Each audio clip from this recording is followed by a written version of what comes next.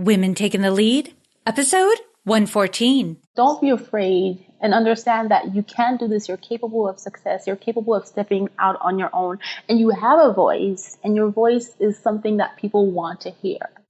Hello, my name is Jody Flynn, and welcome to Women Taking the Lead, where we are all about creating blasts of inspiration to help you overcome self-doubt so you can lead with confidence, integrity, and a sense of humor.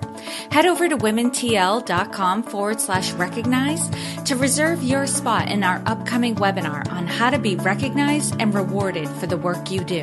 Now, your future awaits, so let's get started. Hello, everyone, and thank you for joining us today. I'm here with Bola Sokunbi, who is a money coach, business strategist, and founder of Clever Girl Finance, a platform that empowers and educates women to make the best financial decisions for their current and future selves. Clever Girl Finance inspires women to pursue their dreams of financial independence in order to live life on their own terms. Amen, Bola. We are on the same page. And that's just a little intro for everyone. So tell us more about you and your humble beginnings. Thank you so much for the great intro, Jody, and for having me. So I'm originally from Nigeria, and growing up, my parents were just very financially savvy. You know, they kind of planned how they wanted to spend their money and their kids' education.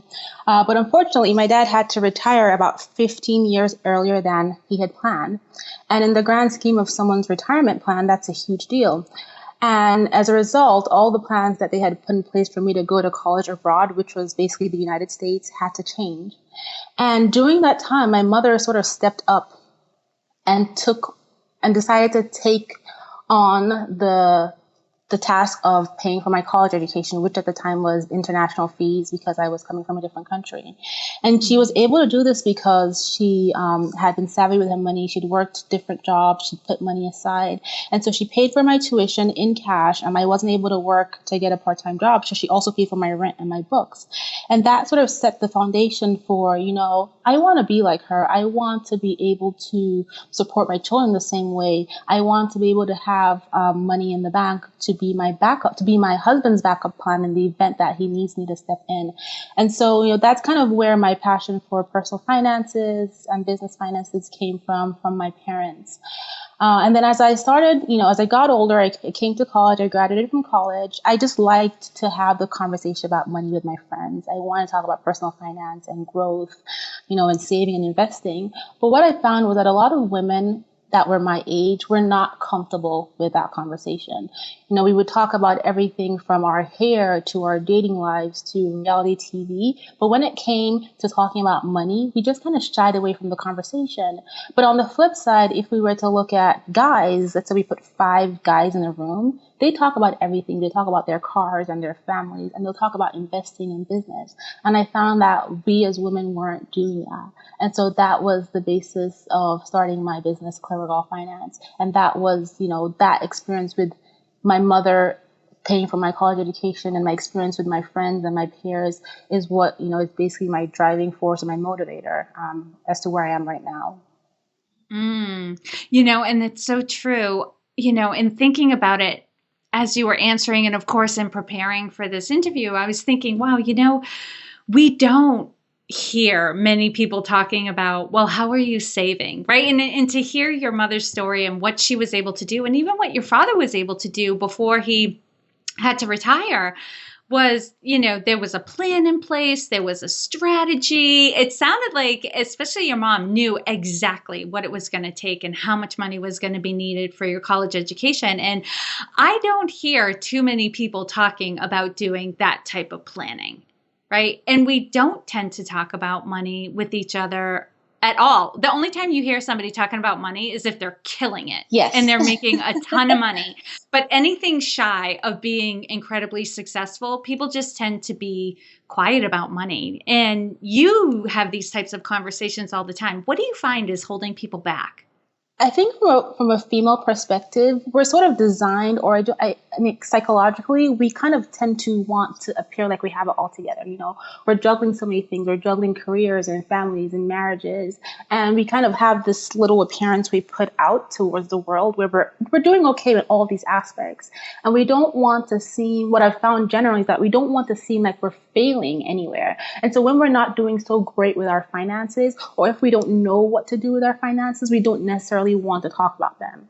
And then also, you know, given the society we live in, people judge you for what you have. And that's just the unfortunate fact. And so a lot of times people don't want to talk about their personal finances because they don't want to be judged by how much they are earning or how much they're investing or how much they're not investing. And so people just rather avoid the conversation and talk about anything else but money. And I find too, especially here, people just kind of have the attitude of, I'll figure it out. I'll figure it out on Yes. my own. I'll Google it. I'll watch a Mm, YouTube video, but for all the reasons you said, I don't want other people to know that I have this going on. But I find, that when we open up at least to trusted people or people who have expertise and are going to keep our information confidential, it actually is a relief to share yes. some of that information and get help from other people. And people are more than happy to help, I find. Absolutely. And I think once you've opened your mind to the fact that, you know, money is just a tool and it can be exciting, it can be fun. It's not a deep, dark place. You know, there's so many fun things about money. Saving money is fun, investing is fun. Even as much as we all hate debt, credit card debt or student loan debt, creating a strategy to pay that down can actually be a fun, challenging thing to do.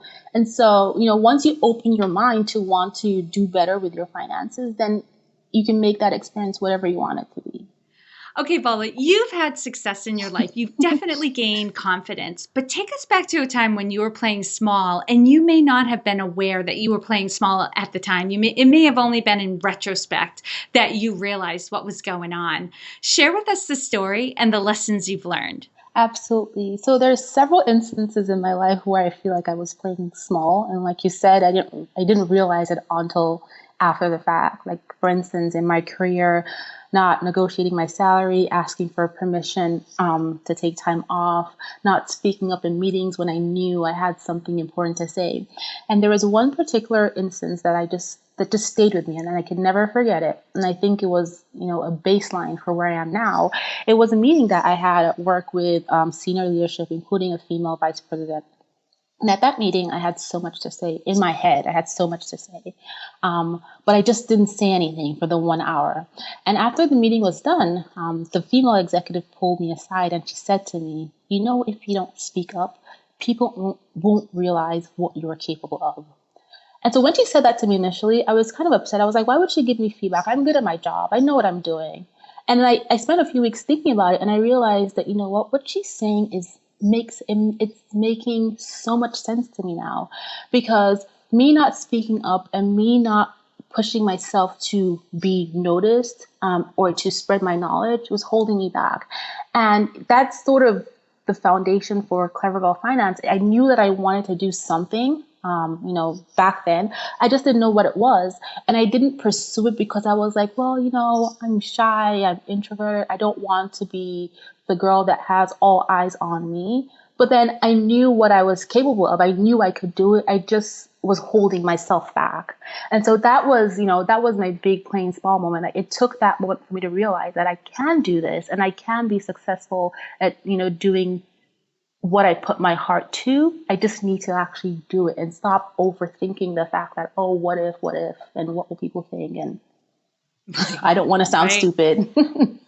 Right. Not wanting to take a chance or anything like that. And that's such a great story, because it seems lately there has been a trend. I'm hearing and talking more about the whole concept of perception is reality. Mm. Right? How people perceive you in their world is how you really are, whether or not that's true. Yes. And if you attend a meeting and you sit there and you don't say a word the whole time, the perception might be that you you really don't have anything to say, right? Yes. Even though in your inner landscape, you have a lot of thoughts, you have opinions, you're seeing things a certain way. You might see some problems that might arise later down the road. But if you don't share those, the perception is nothing went on in your head the entire meeting, even though the opposite is true. That is absolutely true. And I think it also goes back to, the way I was raised. So like I said, I'm Nigerian. And, I come from a culture where if you're going to be speaking up, you need to be saying something that makes sense. Because when people start looking at you, they're really going to start looking at you. And so, it's the fear of looking stupid. It's the fear of failure. It's the fear of what people will say because, people will judge you if, you say something. For instance, if I had said something in a meeting and someone corrected me, I would have wanted to sink into the ground. But then I was limiting my own progress, like in terms of getting visibility in front of those people in my career. Yeah. And what people don't realize is if you don't speak up, it's almost like, and not to scare anybody, but it's almost like you have to speak up and mess up. Yes. A couple of times because, well, the thing, what I was thinking too is you'll never get coaching on how to bring certain things up or how to speak in these kind of meetings until you try. Until you've tried, there's nothing to coach you on. Absolutely. Right? You could have mentors who would want to help you, but until you give it a go, they don't know what to tell you. And, if you speak up and maybe you come on a little strong or you didn't articulate your thought clearly, well, you might have messed it up a little bit, but now they have something they can coach you on. Exactly. And give you some guidance on. You'll only get better from there, but you have to try. Yes, that's exactly what it is. Awesome. All right, Bola, now share with us a time in your journey when you had a wake-up call. Take us back to that moment and share with us the steps you took that led to your success. Okay, yes. So, I just shared that story about the experience with that senior executive who gave me that feedback. But I kind of still stayed at my job. I had all these things going in my head about I want to do something, but I was just comfortable in my own space. And then I had my kids. I had twins. And at the point when they arrived, I just realized I needed to do something. I needed to pursue my dreams because I kept asking myself, like, these kids are going to grow up and what is my legacy going to be to them? What is going to be the thing that I tell them that mommy did, that I did well, that this is what I'm known for. This is what I'm good at. I wanted to leave a legacy. I wanted to know that I've tried, even if I failed, that I tried and not have the regrets of not trying. So when they're born, during my maternity leave, I was driving myself crazy about not wanting to go back to work. I just started writing. I would write down every day ideas I had for different things, and I would brainstorm. And every single thing I wrote down came back to personal finance, which was my passion, and strategy, which is what I did in my career for 11, 12 years. And so I decided that there was a voice in my head that just told me, you just have to do this. And I decided to just pursue it. And I made up my mind not to overthink, and a friend of mine, I was having a conversation with a friend of mine about this process about, I want to do this, but I'm afraid. And she said to me, Bola, you're going to have to tell fear that you're going on a journey and it's okay for them to come. It's okay for fear to come with you, but they're going to have to sit in the back and they're going to have to be quiet because you have work to do and you need to pursue your dreams, fear or no fear.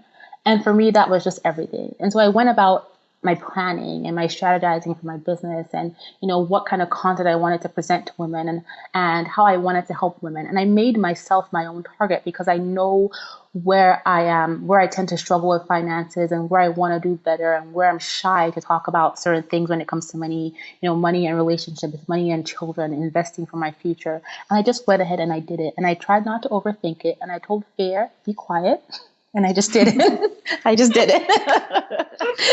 I love it. It sounds like there were two wake-up calls in here, although I'm sure there were more. Like after your children were born, this need, this urgency to have something to share with them.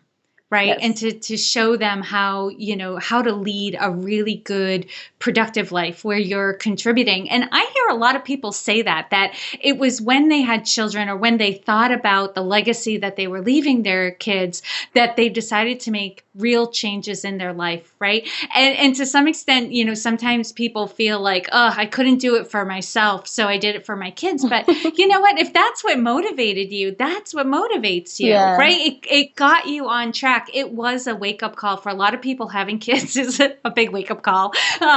But it's that thing that puts things in perspective and has you question, how am I living my life right now? Like up until this point, how have I been living and what would I want to change? And the other wake up call you had, thanks to your friend, is you can do it with the fear, Yes. right? You don't have to get rid of fear first. Fear can come with you. You just have to know that you're the one that's in charge, not the fear. Yes. Yes. I love that. Anything else you want to I share? mean, I was just gonna say, for me, the thing with my kids was that before I had them, I was just comfortable. I had all these. I think we all have them. We write down our goals and our lists and our dreams, and I'm gonna do it. I'm gonna do it. I'm gonna do it. We never really do. And then I had my kids, and I started watching how quickly they were growing, and I was like, oh my god, time is flying. What am I doing?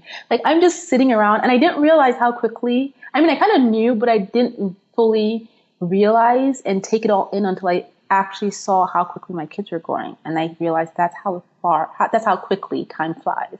Right. I got to do this now. Yeah. I got it. You before you know it, they'll be off to Yeah. college, and you'll be thinking about like, what am I going to do when I retire? Jeez. Oh, awesome. And Bola, what I want everyone to get is there's no one way to lead. We're all different. We all have different styles, and Yes. so we're going to lead differently, right? The fundamentals are the same, right? You got to be a good listener. You got to build relationships. But there are nuances in there that tend to be unique to each individual. So, Bola, how would you describe your leadership style? I would describe myself as a leader by motivation, and I put this in perspective. I use myself as an example. I do well when I'm motivated to be my best me. And so I try to lead that way by encouraging, the people that I work with, that you can do this. You can attain anything that you want. It's up to you. It's about having the right mindset. Because once people feel good about themselves, they'll do anything to achieve their goals. They'll get there quicker. They'll, as opposed to, if I feel down, I'm like, well, I'm never going to get there anyway. And they're not going to put in as much effort to achieving their goal. So motivation is a huge thing for me when it comes to leadership. I think it helps me be a better leader, and it helps me set a good example for other people as well. Yeah. And what I hear and what you're saying too is you're also very good at helping people to realize how capable they are and Yes. how much power they have. Yes. Because we do have power. We are our own best cheerleaders. It's all in our head, because I can tell someone what they need to do, but if they haven't accepted it, if they haven't self-motivated, and if they haven't realized that they have the potential, they're not really going to do anything. And so, yeah, I totally agree with what you just said. Mm-hmm. All right, Bola, what's one thing you're working on right now that you're really excited about and want to share with us? Oh my God, growing my entire business. This is just a really exciting period for me because Clever Girl Finance is 7 months old, and I have all these great things I'm trying to do. But in particular, I'm working right now on a weekly business planner for women to help women plan out their business goals and their visions and business tasks, as well as their business finances. I'm super excited about that project. And who is this best for? Who tends to take what's the word I'm looking for? Like take advantage the best for this type of product? Well, entrepreneurs, small Mm-hmm. business owners, women who are either launching their businesses full time or part time. That's the target for this product, and it's just helping you. If you've never created a business before, it's helping you lay out a business plan and your goals for your business, your marketing strategy, your growth strategy, and the financials, which are really really important. Yeah. And I know this type of product would have been incredibly helpful for me because, not everyone knows my story. When I started my coaching business, I didn't know anything about business. I went into it very blissfully ignorant about what it was going to take. And I didn't have a business plan. And, I did okay. But it would have been really nice to have something out there where it would have been simple and easy to start planning and strategizing all of that stuff without having to go into a textbook to figure out what is a business plan and market research and all of that. So it sounds like this is a nice, like non-threatening tool that especially women who are just starting their business or have a part-time business, a little side hustle, can utilize so that they can take advantage of the time that they have Exactly. To quickly grow their business. Yes, that's what it is. Because most women who start businesses, we never really have a structured business plan. We have an idea. And we want to pursue this idea. But, if we just take the time to step back and lay it all out, it kind of gives us clarity, especially before we spend any of our hard and earned money pursuing a part of this business. We want to make sure that it makes sense for us. So, right. Yeah, no, and I'm especially the type of person that once I know what to do, I'll do it, but I can spend a crazy amount of time spinning my wheels trying to figure out what's the best thing to do and how to do it. And, what software should I be using and all of this crazy stuff. So this sounds like a nice tool to help you like focus in on exactly what it is you need to do and then go do it. Yes. Perfect. All right, Bola, now I'm going to do a quick leadership roundup. So tell us, what is one practice you have that helps to make you a better leader? So like I mentioned, I'm all about leading by motivation. And so affirmations are huge for me. Every day I have to affirm myself of what I can do, what I will do, why I can do it. And the other thing that I'm just big on is to-do list. I am a huge organizer and I need to have, most of the time I write my to-do list the night before. And I have to have that list with me either on my phone or in my planner. Otherwise, it's just not going to be a good day. So affirmations and to-do lists, those are the two things that make me be a better leader, a better business owner. Sounds like a nice combination of the intangible and the tangible together. Perfect. All right, Bola, what is one book that you would recommend to a woman to help her develop her leadership? So this one book resonated with me, especially when I was, in my mid to late 20s, and it's called Nice Girls Don't Get the Corner Office. It's by Lois P. Frankel. And it was just an awesome book because even though, it came from a career perspective and not necessarily a business or entrepreneur perspective, it talked about knowing your value and building confidence and knowing what you're worth and going out to get what you really desire, which can be applied to not just your career, but your business and just your life in general. And so that book just had some really awesome tips and insights on the fact that nice girls need to be a little less nice in a nice way to get where they're going.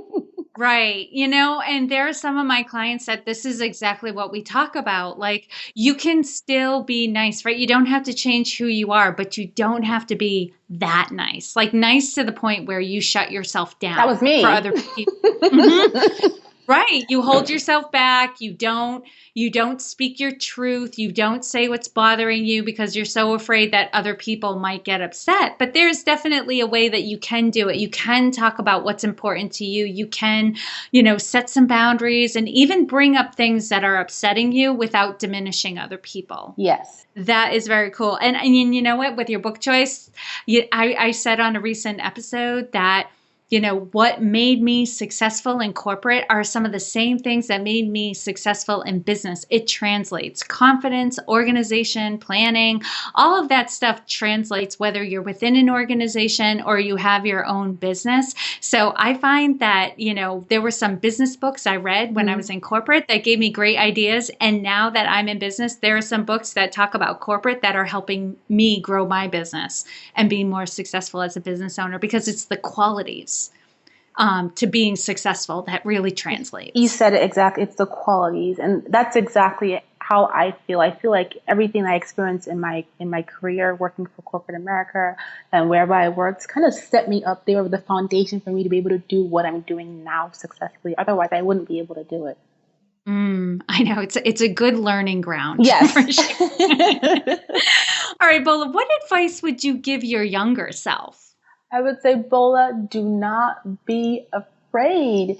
that was just my biggest thing, fear of failure and fear of what people would think. And it took me years to shed it. Like, keeping up the appearance of, I know this, I can do this, but I'm not going to speak out, but I know this. And it was so stressful, being afraid to succeed. Mhm.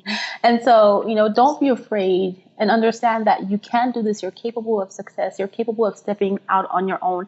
And you have a voice, and your voice is something that people want to hear. Yeah. And I think one of the things that makes people so afraid of success is they prematurely think about all the responsibility they're going to have when they become successful, right? When your Yep. life gets bigger, you've got more responsibilities. And though that is true, just in the practice or just in the journey of getting to that level of success, you will have honed yourself to be the person who can then deal with that level of responsibility, because it's not like you'll be doing everything, because you achieve a certain level of success and you start delegating out and you start outsourcing and you set priorities. There are some things that stay and some things that go. So what I've noticed is that, yes, it's that fear of added responsibility that sometimes holds us back from success. But what we don't realize is we're growing into the person that is more than capable of handling that level of responsibility. Absolutely. It's one day at a time, one step at a time. Rome wasn't built in a day, And so why would I think I'm going to conquer the world in one day? Right, right. And just like you've had people who helped you get to this place in your life, there'll be people who will help you get to the next Yes. place in your life too. So, perfect. All right, Bola, share with us a success quote or a mantra and why it has meaning for you. Okay, so this is a quote by Oprah Winfrey, and it's, we can't become what we need to be by remaining where we are. And for me, this is everything, because I was stuck in that place, because again, like I said, I was afraid of failure. And that just resonates with me so much, because I'm now starting to understand it now that I'm doing without overthinking. And I'm understanding that failure is not really failure if I've learned from it and if I apply those lessons to the next thing. And so that just means so much to me that, I have to move forward. I can't stay in the same place and expect change to come to me, or expect success to come to me. I need to do something. And Bola, lastly, what is the best way for this community to connect with you? They can find me on my website at clevergirlfinance.com, and also on Instagram and Facebook at clevergirlfinance. Awesome. I love that business name. It's so clear. And for those listening, I know sometimes you guys are out on a run or you're in the car and it's not easy to jot all of this down. No worries. You can find all the links and resources shared in this episode at womentakingthelead.com. And if you put Bola in the search bar, B as in boy, OLA, her show notes page and the blog post accompanying this episode will come right up and you can find it all there. And Bola, thank you so much for taking the time to inspire and enlighten us. We are all better for having met you. Thank you, Jody. This was amazing. Thank you for joining me on Women Taking the Lead. Are you ready to take the lead in your own life? Head over to womentl.com/recognized to reserve your spot in my upcoming webinar on how to be recognized and rewarded for the work that you do. And to strengthen you on your leadership journey, I'd like to send you off with a quote from Marianne Williamson. Our deepest fear is not that we are inadequate. Our deepest fear is that we are powerful beyond measure. It is our light, not our darkness, that most frightens us. We ask ourselves, who am I to be brilliant, gorgeous, talented, fabulous? Actually, who are you not to be? You are a child of God. Your playing small does not serve the world. There is nothing enlightened about shrinking so that other people won't feel insecure around you. We are all meant to shine, as children do. We were born to make manifest the glory of God that is within us. It's not just in some of us, it's in everyone. And as we let our own light shine, we unconsciously give other people permission to do the same. As we are liberated from our own fear, our presence automatically liberates others. Again, thank you for joining with me, and here's to your success.